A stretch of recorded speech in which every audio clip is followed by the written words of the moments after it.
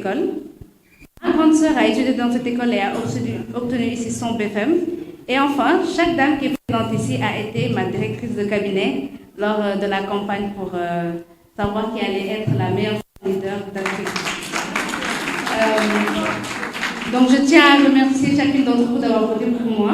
parce que grâce à ça, on a été en tête des votes, et grâce à ça, une femme sénégalaise est la meilleure femme leader d'Afrique en 2026. Voilà. Donc, j'allais vous faire un petit échauffement, mais je sais qu'on a marché jusqu'à l'école, on a fait la procession à la marche, donc dès que nous avons l'échauffement, mais ça ne m'a arrangé. Donc on va passer l'échauffement et on va passer directement à l'hymne des Faliennes, du moins, qui sera présenté par le comité d'organisation que je vais demander de venir nous rejoindre. Alhamdulillahi Rabbil Alamin.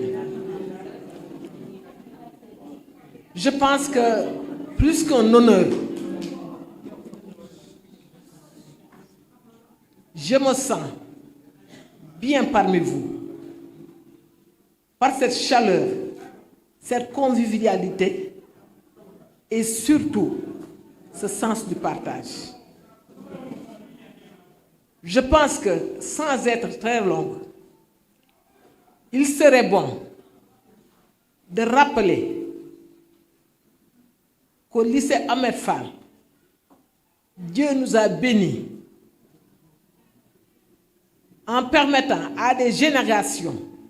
de passer dans ce lycée et de garder intactes nos valeurs humaines. Il n'y a pas d'âge, il n'y a pas de situation sociale. Tout nous rassemble et nous ressemble. Nous sommes les mêmes. 50 ans d'absence n'a rien ôté de nous. Nous sommes restés les mêmes, humaines, chaleureuses. Et c'est pourquoi je demande à Allah de bénir cette rencontre, de bénir chacune d'entre nous, de bénir nos familles et de tous ceux qui nous ont assistés. Je voudrais ici solennellement vous témoigner ma fierté, mon admiration à cette génération et à ces générations qui sont passées ici, qui ont construit des familles, qui ont participé au développement de ce pays et qui ont gardé une éthique et un sérieux amour pour ce lieu qui est devenu un sanctuaire pour nous.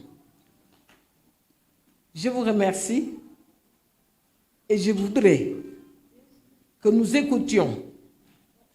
dans la plus profonde conviction les prières que je voudrais que deux parmi vous fassent. Je voudrais parler d'Adja Diaw et de Khadijatou Sall.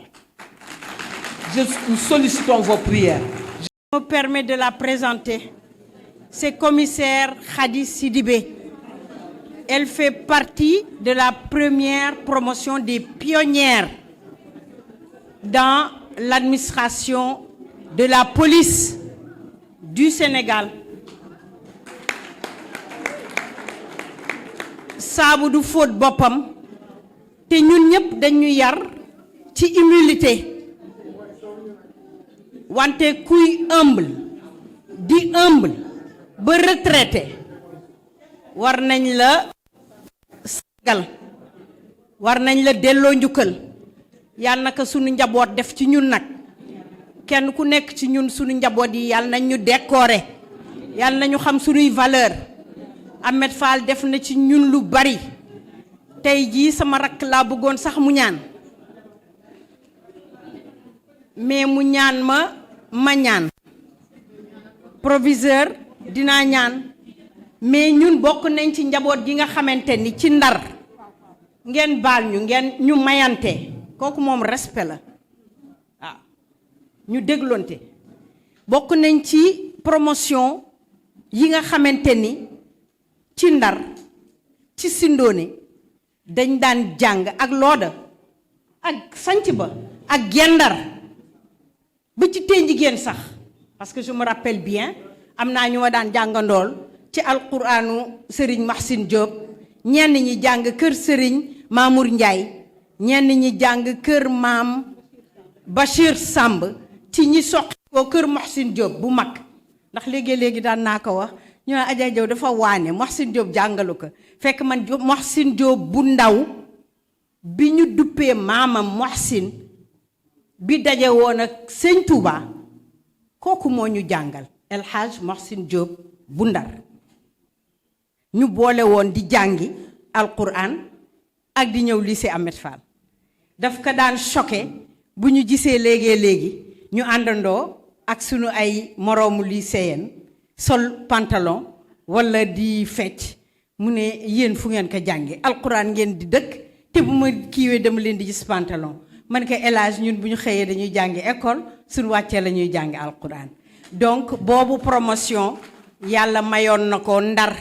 yàlla na fi sax kii nag rakk la ci man xarit la ci man taaliba la ci man sëriñ la ci man te loolu la nit di ñaan macha allah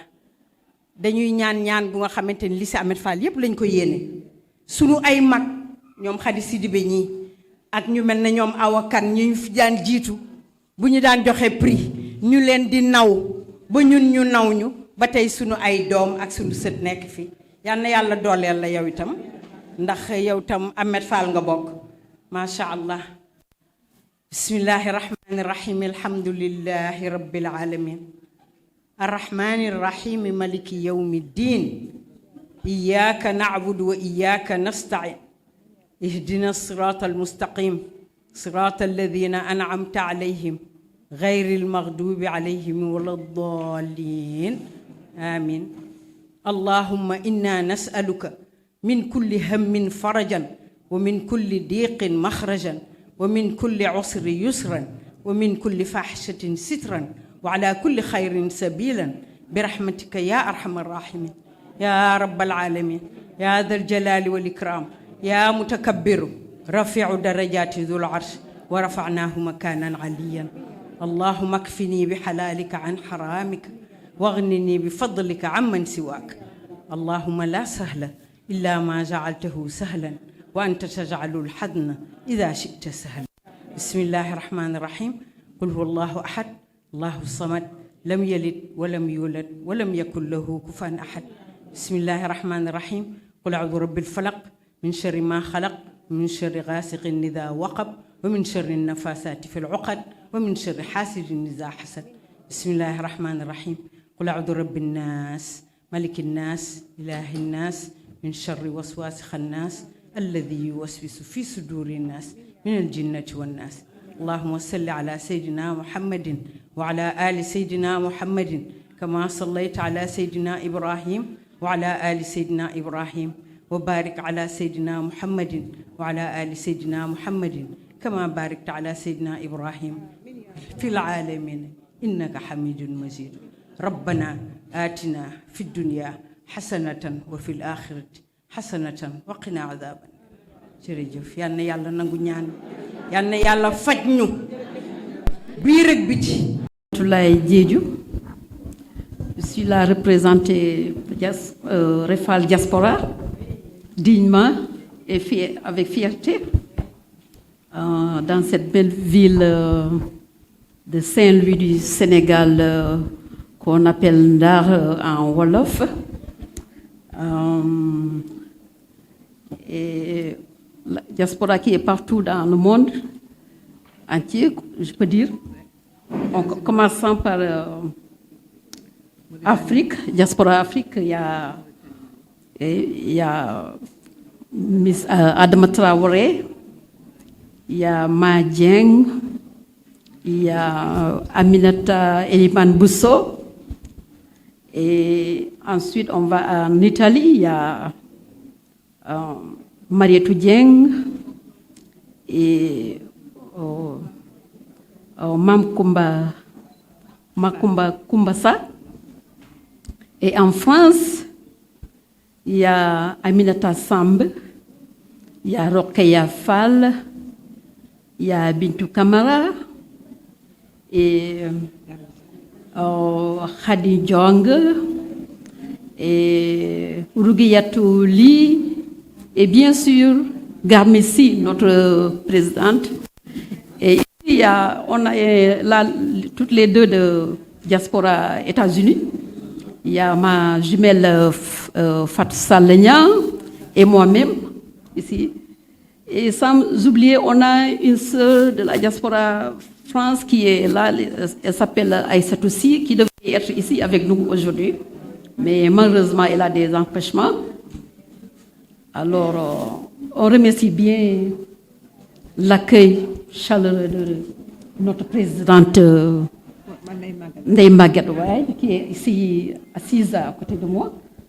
Et la belle femme Diakhaté, de présidente de la comité d'organisation avec Ndeye Awa Diagne et les autres qui l'accompagnent. Khady Diop là-bas. Et Mariam Samat Omar Sy, notre petite sœur bien éduquée, que j'admire beaucoup. Madetal, et ainsi de suite, il y en a beaucoup. Et qui encore, il y a Dierna. Et Hadisek, docteur Hadisek. Et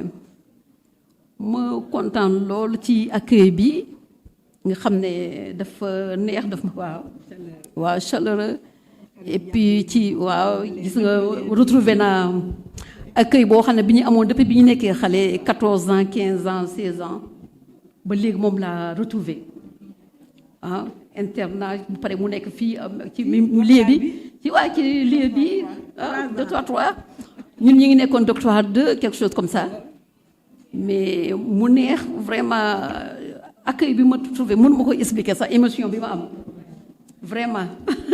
mu neex di leen remercier bu baax ci accueil bi et puis yi sant bu baax yan nañ ko yàgg teewe yàlla may ñu wér ak wérle may ñu yokkute te ñu ba ñu mën koo jëriñoo ak suñu njaboot ci Rasulullah sallallahu alayhi wa sallam amiin et puis you know waaw merci bien encore waaw ñu yàgg ko fekke amiin merci bien à toutes. Américaine.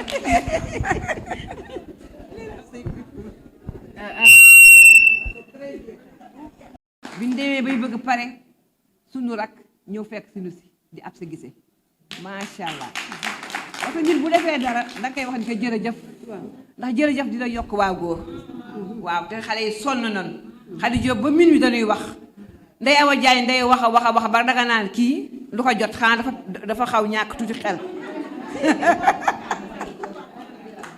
Afsa tamit ndeysaan ak yéeneem boobu léegi bi nga ko joxee culture ba léegi mi ngi dem mi ngi may woo téléphone heure bu nekk grande sœur sans arrêt macha allah yàlla na yàlla laf cat ñu koy sant di ko gërëm di gërëm tamit sunu trésorière Ndeye Awa Diop Sarr xale bu baax bu yiw bu réglé waaw ñu bokk liggéey bi si dal bi ñu paree ñu jox ko sunu coordonnatrice mu yóbbu ko compil waaw compil tam nekk nit ñu jàmbaare ba ñu ko saytoo ba pare madame la coordonnatrice si xarañam mu daal def comité de réflexion macha allah ñooñu rek rak tak rek ñu xam ne il faut trouver solution ñu daal di ay ca leen seet leen ñu koy doxale macha allah daal di bonne volonté commencé sotti xaalis bi rek ñu leen di remercier bu baax a baax macha allah yal na leen yàlla fay ndax lu ñu def rek tey loolu nit da nga koy gërëm nit bu sonnee da nga koy gërëm macha allah ñii 200 000 ñii 150 000 ñii 100 000 ku nekk am nga loo joxe ba moo tax lii tey taxaw.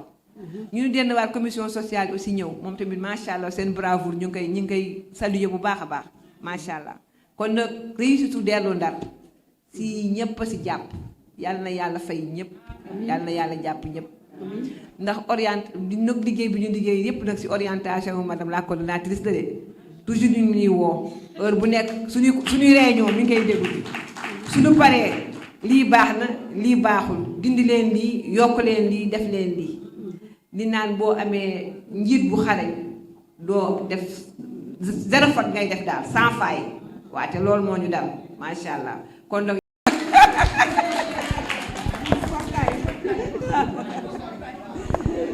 macha allah sant yàlla rek sant yàlla di bég di sant rek bi ñu ko defee daaw fekkee war ka ren macha allah di sant suñu borom ci sunu association bi di les Réfaliennes ay xale yu ndaw am 12 ans 13 ans yàlla boole leen ñuy jàngandoo di jógandoo di daanandoo ba kenn ku nekk def parcours am ba dellusiwaat si âge bi yàlla boolewaat ñu dajalewaat ñu ñun ñëpp ñu dajawaat mu mel ne démb loolu mu sa teqali ko loolu sant suñu borom la mooy lu suñu grande sœur bi léegi doon wax naan foo gën a gis sa morom rek boo ko gisaatee chaleur humaine bi day gën a fees waaw ñuy sant nag compil bu yàgg ba bi indi lii yëpp Ajaratu Seyni bu Jóob xaj docteur Khady Seck Aminata Sow Oumy Mbaye may ma jigéen Diouf ñooñu Adama Aydara mënul ñu leen di fàtte di leen sant ndax ñoom ñooy njaag ñoo indi lii yëpp kon nag ñoo ngi leen di sant bu baax a baax yàlla def nag ñu am coordonnatrice bu bees xale bu baax bu set loxo bu généreuse bu tudd Ndeye Maguette Waaj macha allah bi mu ñëwee mu def ma présidente comité d'organisation ma liggéey daaw mu rafet lool mu kontaan ni ma duma changer équipe bi déwoon nag Ndar la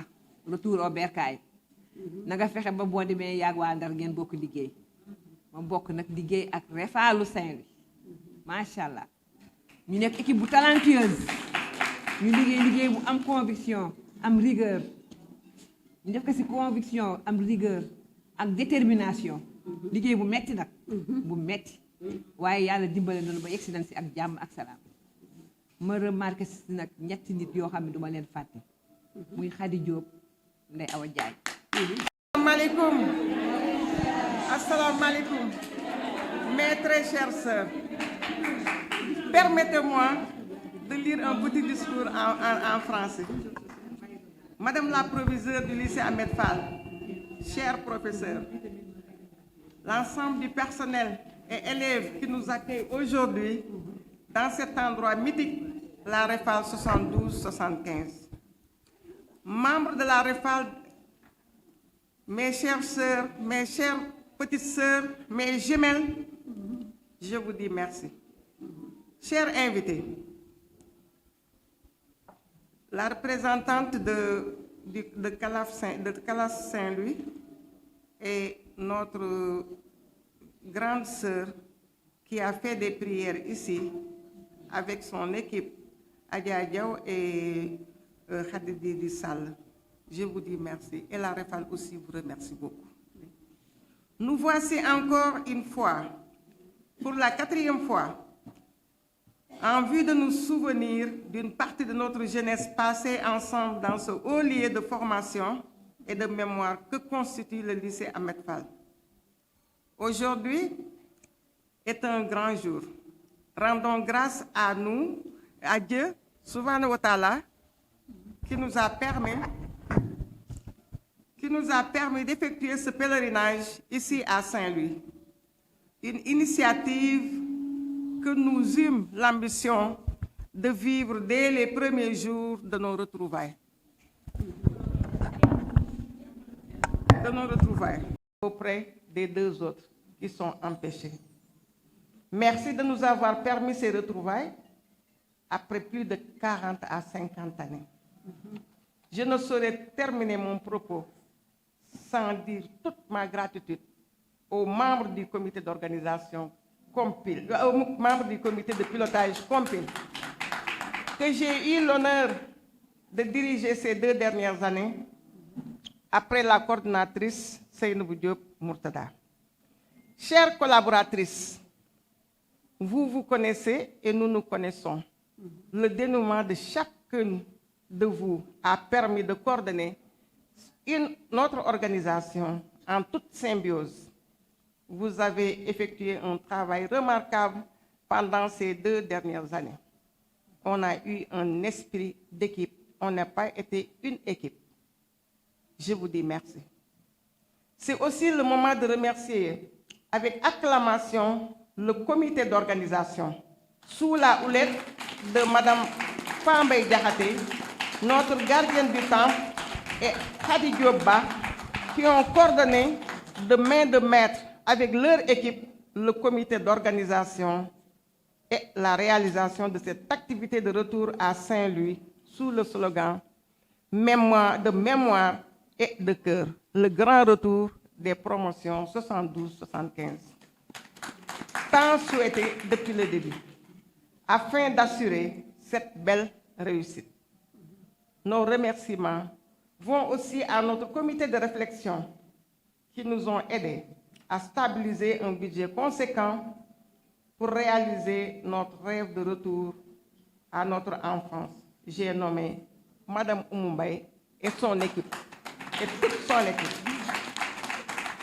Merci à tous les membres du comité de réflexion, sans lequel cette cérémonie, avec le panache qui l'accompagne, ne serait qu'un vœu pieux. Merci beaucoup. Merci aux sages, au comité des sages. Cela n'a pas été facile, mais vos conseils avisés et vos ferventes prières nous ont bien servi. Bonjour, je suis Ndeye Maguette White, coordonnatrice de la récréation des Faliennes REFAL 72-75.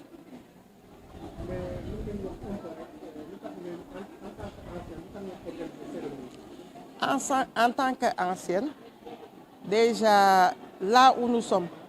c'était notre dortoir 4. Nous avons étudié ici,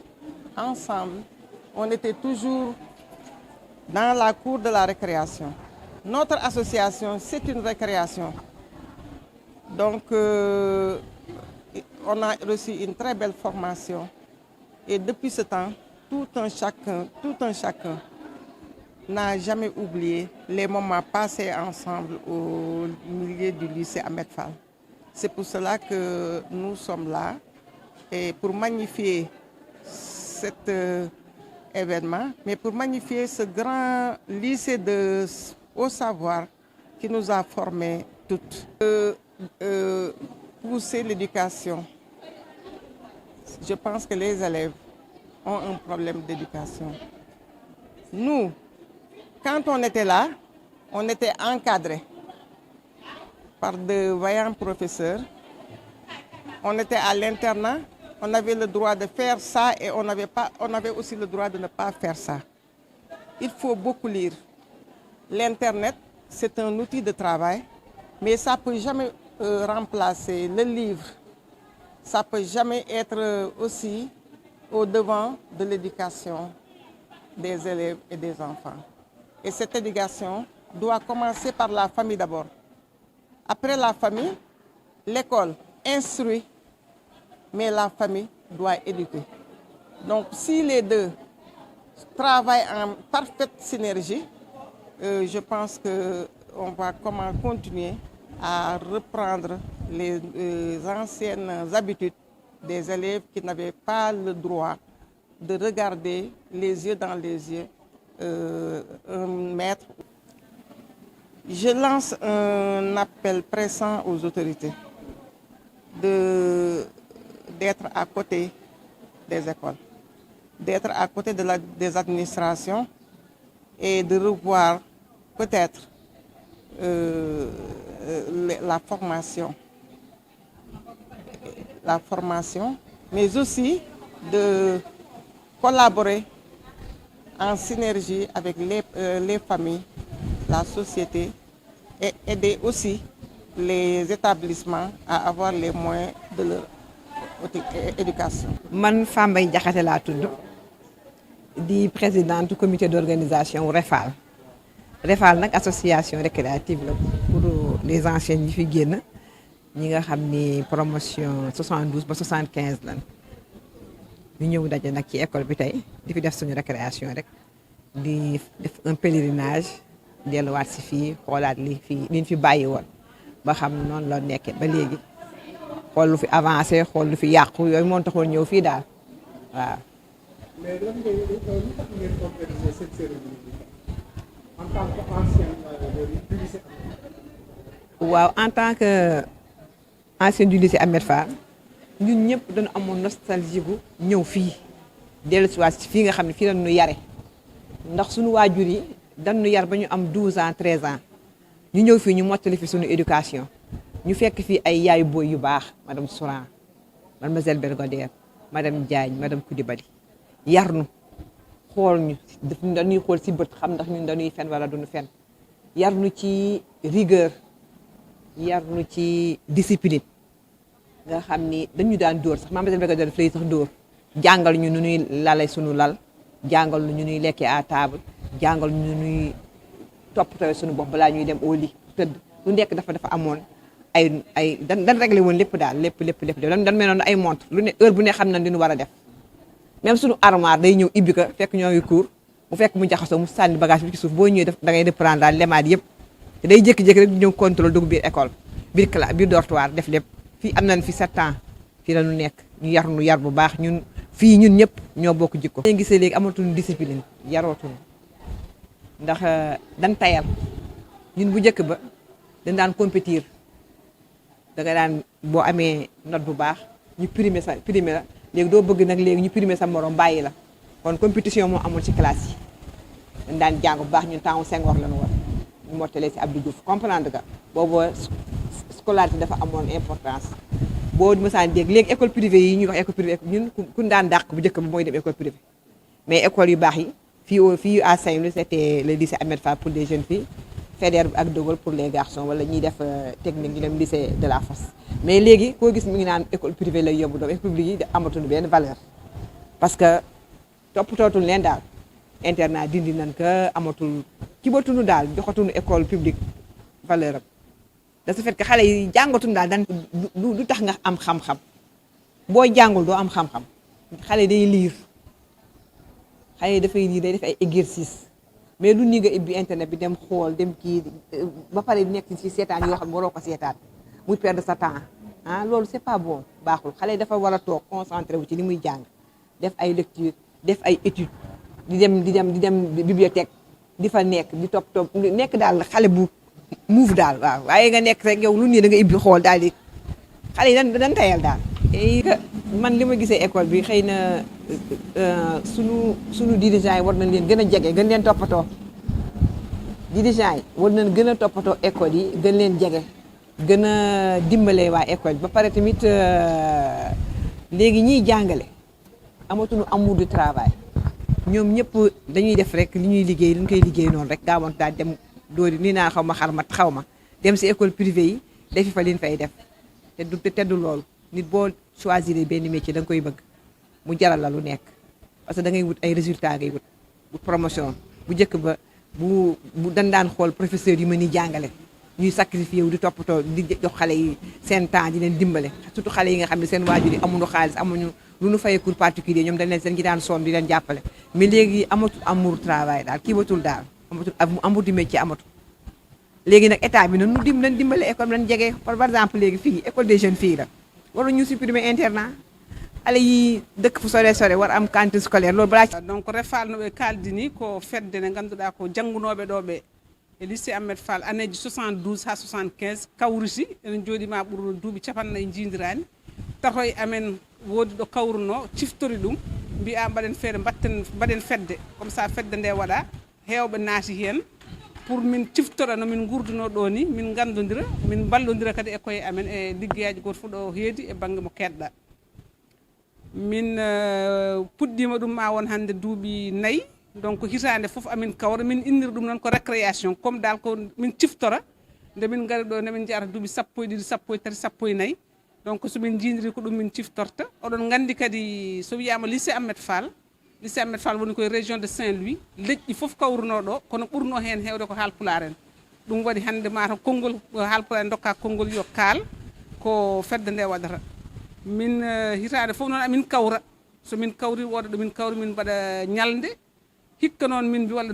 gila duuɓi 2 amin miijo artude ɗo e lycée Ahmed Fall min kawruto ɗo ɗomin jannguno ɗo ɗomin guurno ɗomin jannginano aduna ɗomin jannginano gandal min wooda kadi komin gartini min gadda e lycée o tawde amin jogii piye somin pi haalisaji ɗi ɗum woni komin mbaɗirta cérémonie kono ko heddi ko min gartire lycée o sabu ko wiyete ko aɗa foti addude alarba donc tawde ɗo min jannguno ha woodi komin dañi hannde min ciftoro lycée oɗo komin gaddi ɗo nde min gari nde hannde min gaddi defte ha mbayno leydi min gaddi ramuji papier pour école o min gaddi aussi ñamde denrée alimentaire pour cantine scolaire o minen nde min goni ɗo nde ko internat min gonno donc ɗum fof ko état o joguino oɗon gandi noon guila hannde ma to woni duuɓi capanɗe quelque internat woppama sukaɓeɓe so gari hen won hen mbawata hodde ha galleji mumen garta donc alay saago ɗo école o ñamata ɗum woni komin gaddi ko min coddi min totti école o jangde joni ene wayno koko wayli walla koko usti état o ene foti jaggude hen no fewi jagga haalda e jangguinoɓeɓe haalda e parents d'élèves ɗi mbiyata jangde ne arta jangde wona tan gandal minen nde min gonɗo ko gandal min jangguina min gandina aussi aduna min gandina needi hono gonirta e galle ma hono gonirta e liggey ma hono gonirta e mawɓe ma donc ɗum ɗon fof ne foti artirede mbiyata sukaɓeɓe jangde yaara yeeso leydi ndi yaara yeeso donc ɗum woni refal o min jogui coordinatrice amin jogui commission ngaji social commission d' organisation commission trésorier ɗum ɗon fof commission religieuse hen amin waɗa hen jewte également jewte paaɗe cellal ɓalli jewte paaɗe affaire sociale jewte paaɗe diine donc ɗum woni fedde nde dal amin ballodira e koye amen aussi so woodi hen ustoraɗo neɗɗo yimɓeɗe min wooda ko wallita so woodi hen mo sellani aussi wooda ko wallita pour wawa safrade ɗum woni mujuba fedde o ko ɗum artirmin ɗo hikka donc proviseur gonɗo ɗo jaɓɓimin jaɓɓugal jonngal élevage ɗi jaɓɓimin jaɓɓugal jonngal min beltima min jindiri waydiroɓe jiri guila duuɓi 50 walla 50 jo jindiri hikka donc machallah min ñaago Allah yo Allah wat min batta ɗum kadi duuɓi ha keewa taw yimɓe fof ne tawtora inchallah